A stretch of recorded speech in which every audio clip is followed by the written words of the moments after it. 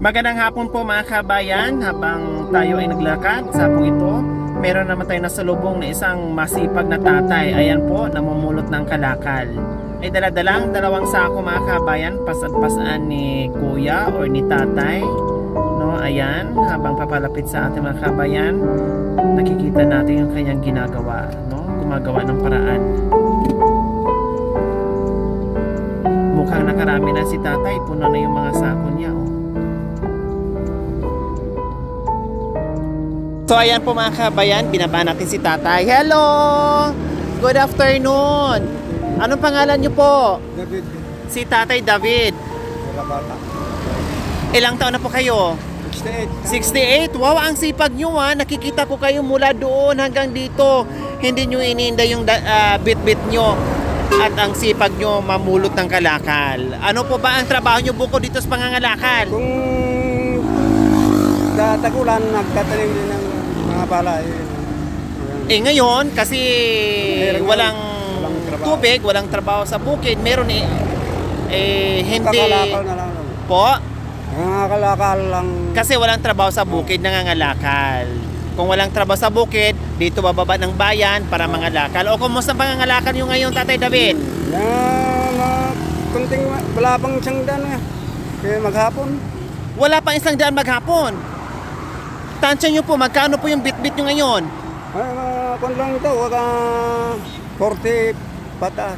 Ano lang. O sabihin natin 50. O, sige. Pambili ng Mga bigas, walang pangulam.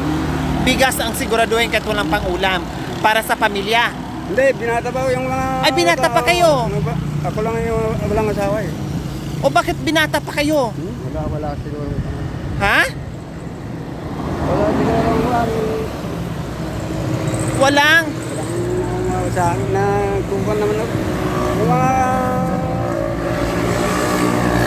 mga kapatid ko, puro may asawa, pero patay na yung may asawa. Yung mga pamangking ko na lang ang nandyan.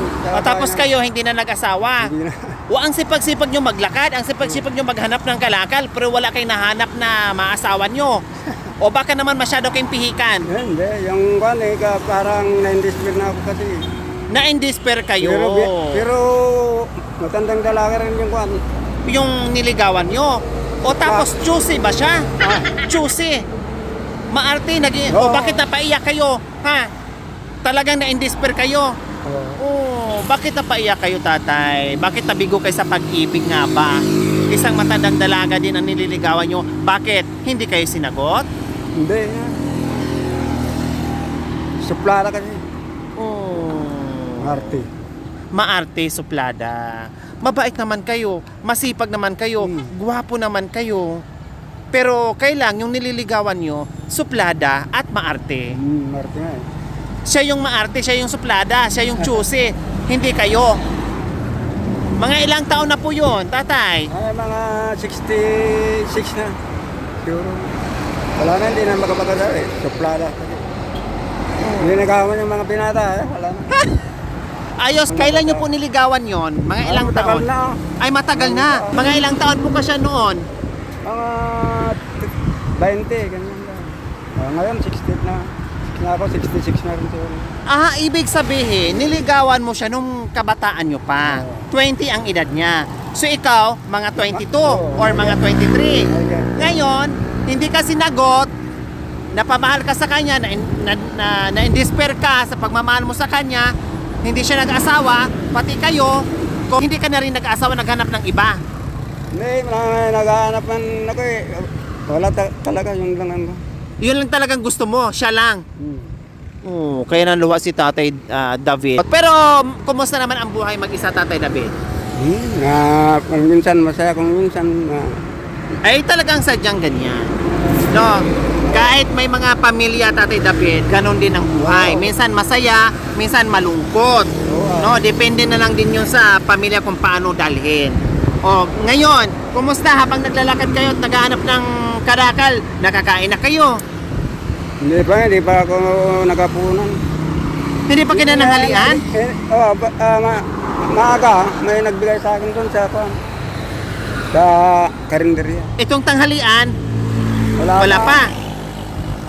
maibenta to, saka pa kayo magkaroon ng tanghalian. Eh anong oras na? Di ba? Mag-alas 4 na. Pero wala pang tanghalian. Diyos ko mga kabayan, ang dami namin na-encounter na mga ganitong problema na kailangan mo na magpapawis, lumakbay mo na ng kailayo-layo, mamulot mo na ng kalakal, magbenta muna bago makabili ng pagkain at bago sila makakain. Kumbaga, hirap, tiis muna, no? Malipasan muna ng gutom bago makakain ng tanghalian o almusal. Yung presidente namin ng senior, hindi naman ako binibigyan. Wala kayo. Bakit hindi kayo nabibigyan sa senior? Wala pa. Yung kapatid ko, baka siya ang kumukuha. Sabi nila, hindi. Ako hindi bibigyan sa kanya. Okay, Tatay David, hindi ko na patatagalin. Meron kaming surprise sa inyo. Walang anuman, Tatay David. Tatay David, gusto nyo po ay pakainin ko po muna kayo dyan sa karinderya? Oo, dyan ako sa Balasin. O sige, tara, kain muna kayo. Sige. So ayan, pakainin muna natin si Tatay David. Tatay, saan po, Tatay? May karinderya. Ay, may karinderya po dito. Ay, ayun.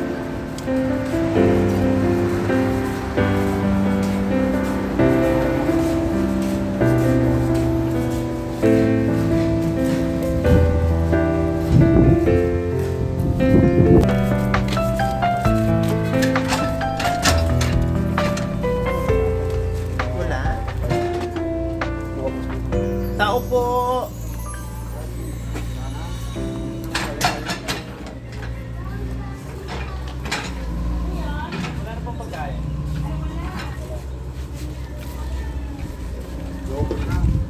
So ayan po mga kabayan, pumunta tayo ng karinderya, wala na, no? Ubos na yung pagkain, wala nang iba dito mahanapan. So ang gagawin natin, para kahit papaano magkalaman yung tiyan ni Kuya David, no? Pabilhan muna natin ng biscuit dyan, Skyflakes at saka tubig, no? So yan po ang gagawin natin. So pagkatapos naman nito mga kabayan, pauwi na, pasakayin na natin at makauwi na para makasaing at makakain na si Tatay David. Okay, Tatay David, ito po ang surprise namin sa inyo. Okay, Tatay David, meron ka ng assorted groceries, isang tray na itlog, hindi lang yan, meron ka pang bigas. Oh. Di ba, Tatay David? Hindi lang yan, meron ka pang cash. Hindi ko. Oh. David, bakit napaiyak po kayo? Yung pamangking ko sa Ikwan, mabait din sa akin.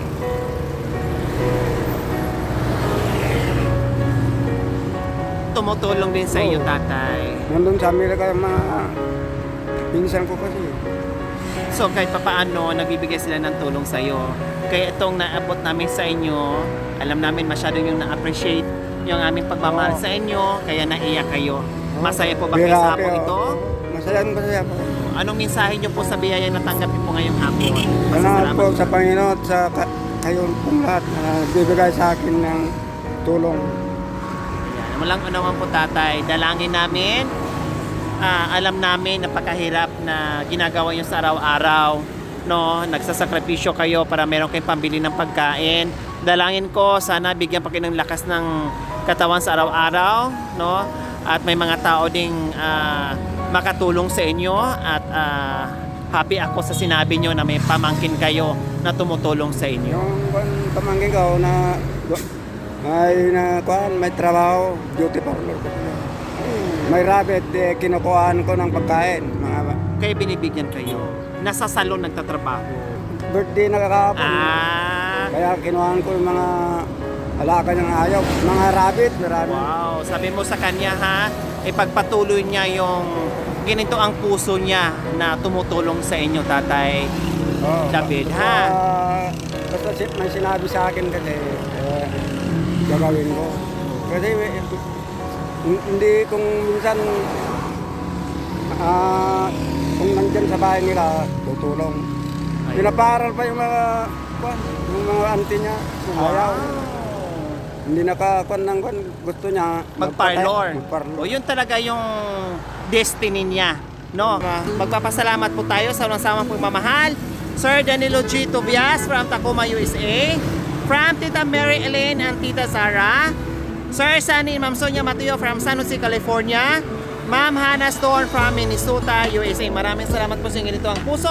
Naway pagpalain po tayo ng Panginoong Diyos araw-araw. Naway bigyan po tayo ng kalakasan ng katawan sa araw-araw.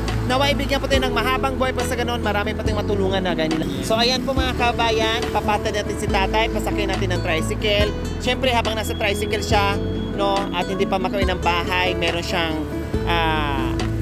makain, no, na kahit papaano ay hindi masyadong magutom si Kuya David. So ayan po, itago niyo po yung pera niyo, Tatay David, ha. And then pagdating niyo ng bahay, umuwi po muna kayo, tapos magsaing, kumain at magpahinga. Tatay David, ano? Okay, sige po, bye-bye po.